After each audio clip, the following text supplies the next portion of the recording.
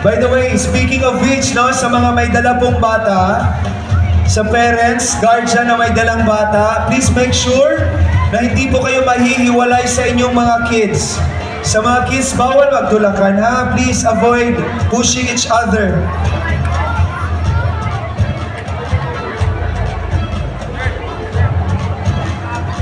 Sa lahat mga champions, good morning!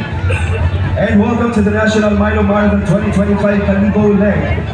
This 2025, we're happy to announce that we've already off, and today, this Sunday, our journey in Visayas continues here in Kalibo, proudly known as the home of the Agadian Festival, which is hailed as the mother of all Philippine festivals.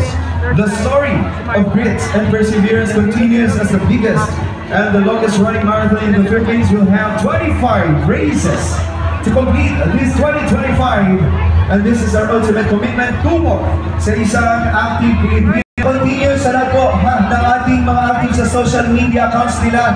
Yung mga may dalang cellphone, yung mga mahilig mag-selfie, groovy, or kung gusto nyo videohan, no, mamayakin yung sarili, or even ngayon, please don't forget to use our official hashtag. We have Milo Marathon 2025. Hashtag Milo Marathon 2025.